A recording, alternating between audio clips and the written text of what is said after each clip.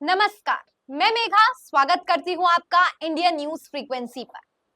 Corona काल में तबलीगी जमात को निशाना बनाकर मुसलमान कौम को नीचा दिखाने का काम किया गया था और एक बार फिर से एक धर्म की रक्षा और एक धर्म के लिए दूसरे मजहब को नीचा दिखाने का काम सरकार के द्वारा किया जा रहा है।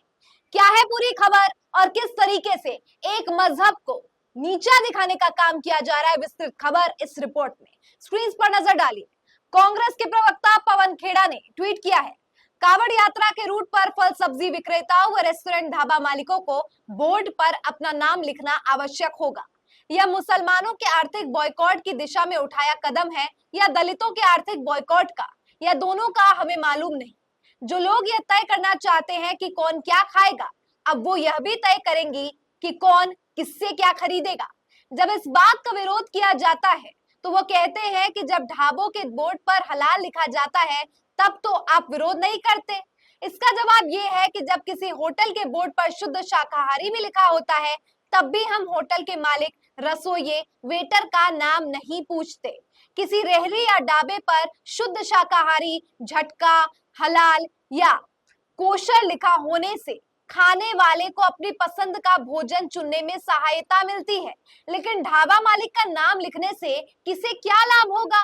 भारत के बड़े एक्सपोर्टर हिंदू है, क्या हिंदुओं द्वारा बेचा गया मीट दाल भात बन जाता है?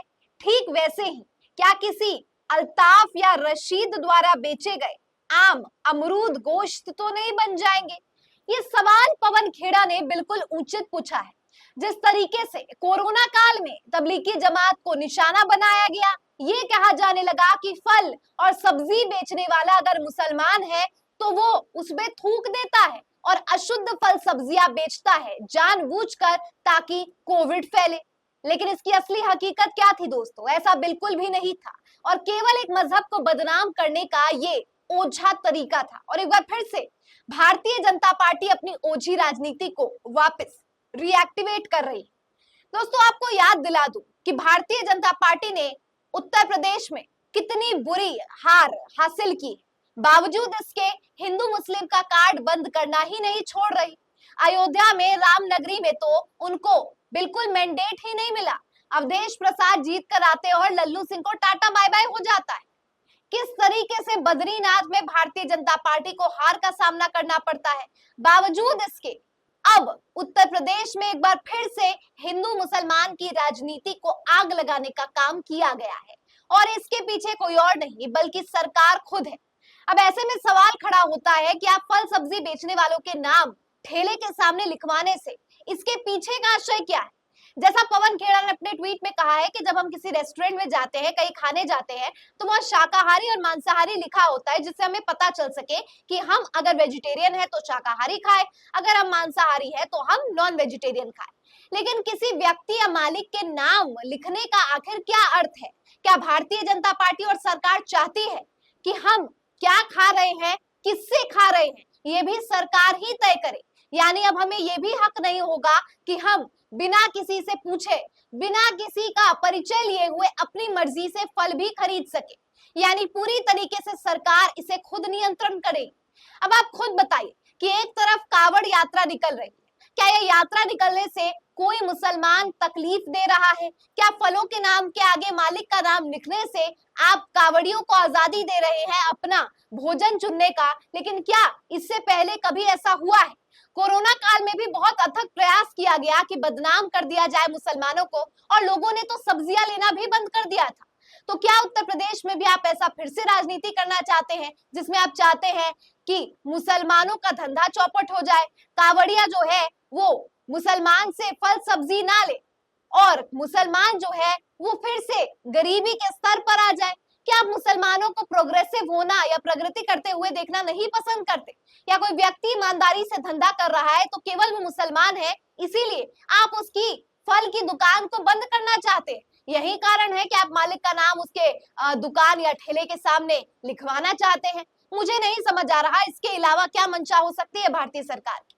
लेकिन इसे लेकर और क्या ट्वीट्स और जानकारी है वो मैं आपसे साझा करती हूँ। मॉलिटिक्स के इस कार्टून में देखिए, इसमें लिखा है, भाई ठेले पर दुकानदार का नाम तो नहीं लिखा है, तो दुकानदार कह रहा है ठेले वाला, कपड़ों से पहचान लीजिए साहब। यानी यहाँ पर उसने भगवा कपड़े पहने हैं और तिलक लगाया और आप कपड़े से पहचान लीजिए। यानी अगर कोई व्यक्ति बेच रहा है कोई सब्जी तो या फल या किसी भी तरीके का, और ये देखिए आप, ये अब आपको लग रहा होगा बहुत छोटी सी बात है दोस्तों, कावड़ यात्रा निकल रही है तो इस तरीके से आप दूसरे मजहब को अपमानित कर रहे हैं।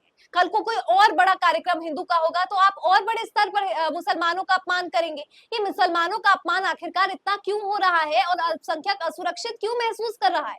इस कार्टून को समझिए, इसमें लिखा है तिलकधारी कह रहा है और खुलेआम कह रहा है कि मेरे कपड़े देखकर पहचान लीजिए, यानी मैंने अगर भगवा पहना है तो मैं हिंदू हूँ। अब क्या कपड़ों के आधार पर फल खरीदने का काम आम जनता करेगी कि अगर कोई मौलवी है, कोई अल्ताफ या रशीद नाम का व्यक्ति है तो उससे उससे फल सब्जियां नहीं खरीदी जाएगी क्योंकि वो मुसलमान है? इस प्रकार की घृणित और नफरत भरी सोच से धर्मनिरपेक्षता पर प्रहार होता है और लोकतंत्र खतरे में आता है। देखिए इस खबर को क्या लिखा है। कावड़ मार्ग पर पड़ने वाले होटल ढाबों के साथ फलों के ठेलों पर भी संचालकों के नाम होगा अंकित। देखिए फल आरिफ, फल राजेश।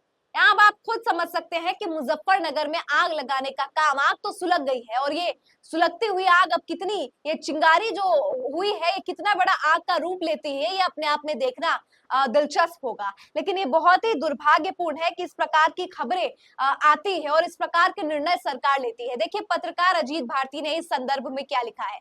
अजीत भारती लिखते हैं, गा प्रतिशत में सोना भरकर लाने वाले पूछ रहे हैं कि मुजफ्फरनगर में दुकानों के मालिक का नाम क्यों सार्वजनिक किया जा रहा है। भाई कुछ लोगों के लिए काफिरों को अपवित्र करना जन्नत में डिलक्स रूम बुक करने के लिए कार्य करता है। चाहे सरकार हर जगह यह नियम लगाए या नहीं, हर हिंदू को चाहिए कि वो दुकानदार का नाम पूछे, यूपीआई स्कैन करे और तय करे कि वहां से सामान लेना है या नहीं। दोस्तों ये बात जो लिखी गई है इसमें अब आप खुद समझ सकते हैं, अजीत भारती ने जो बात लिखी है उसमें लिखा है कि सरकार का ये नियम लाए या ना लाए, हिंदुओं को खुद दुकानदार का नाम पूछना चाहिए। कितनी विशैली बात है कि अगर इस प्रकार की मानसिकता लोगों के जहन में आ गई, अब मुझे नहीं पता कि ये तंज के रूप में लिखा गया है या वास्तविक लिखा गया है या यही उनकी विचारधारा है, लेकिन आप अजीत भारती ने जो बात कही है उससे ये बात तो समझ सकते हैं कि आम आदमी अगर ये करने लगे, यानी दुकानदारों से जाकर उनका नाम पूछने लगे, यूपीआई आईडी स्कैन करते समय ये नाम पूछे, ये जानने के लिए, इस इरादे से नहीं कि वो व्यक्ति कौन है, ये इस इरादे से कि क्या वो हिंदू है, क्या वो मुसलमान है। आगे आने वाले समय में ये भी पूछा जा सकता है कि क्या आप ब्राह्मण हैं या आप पिछड़े वर्ग से ताल्लुकात रखते हैं। क्या धर्म और जाति का कार्ड इस देश को पीछे नहीं धकेल रहा? क्या भारतीय जनता पार्टी को इतनी करारी हार के बावजूद ये सबक नहीं मिल रहा कि जिस तरीके से राजनीति कास्ट पर की जा रही है, धर्म पर की जा रही है, उससे इनका कुछ भी नहीं होने वाला। उत्तर प्रदेश में तो भारतीय जनता पार्टी की स्थिति ऐसे ही बुरी हो रखी और अब देश के अलग अलग कोनों से भी टूटने की खबर आ रही है भारतीय जनता पार्टी की। इस बीच अगर धर्म से जुड़ा इस प्रकार का फैसला एक धर्म को खुश या उन्हें संतोष पहुंचाने के लिए किया जाए तो यह दूसरे के साथ अन्याय होगा। भारत जो विश्व का सबसे बड़ा लोकतंत्र है, वो इस बात की अनुमति नहीं देता, क्योंकि धर्मनिरपेक्षता के आधार पर आप किसी एक मजहब को ऊंचा करने के लिए या एक को संतोष पहुंचाने के लिए दूसरे को नीचा कभी भी नहीं घेर सकते। लेकिन मुझे पता नहीं अंधभक्तों के दिमाग में बात क्यों नहीं घुसती और अंधभक्तों को ऐसा क्यों लगता है कि अभी भी भारतीय जनता पार्टी उनके लिए कुछ ना कुछ कर रही है। कहीं ऐसा तो नहीं कि बीजेपी की एक चाल है, बद्रीनाथ और अयोध्या में जो हार हुई है उसे नलीफाई करने के लिए, लीपा पोथी करने के लिए कि कहीं मथुरा काशी में न हार जाए, कावड़ियों को ही खुश कर दे ताकि हिंदू धर्म का एक मजहब का एक पार्ट, एक प्रतिशत जो है वो भाजपा का पारंपरिक वोटर्स बन जाए और भाजपा को कुछ तो फायदा पहुंचे, ऐसा ना हो कि शून्य पर ही आउट हो जाए। खैर उपचुनावों के नतीजे तो यही इंगित कर रहे हैं कि बीजेपी के पास ये आखिरी मौका है और इस आखिरी मौके पर ये कोई भी दांवपेच खेल सकते हैं। धर्मनिरपेक्षता क्या, लोकतंत्र भी इसके लिए खतरे में आ जाए तो बीजेपी को कोई भी अफसोस नहीं होगा। क्या लगता है आपको इस खबर पर? कल कावड़ यात्रा निकलनी है और आज ये ऐलान कर दिया गया है कि सब्जी वाले, फल वाले अपने ठेलों के आगे अपने पूरा नाम लिखेंगे, तो आखिर ये मुसलमानों के साथ भेदभाव नहीं तो और क्या है? कमेंट करके बताइए और देखते रहिए इंडिया न्यूज फ्रीक्वेंसी। धन्यवाद।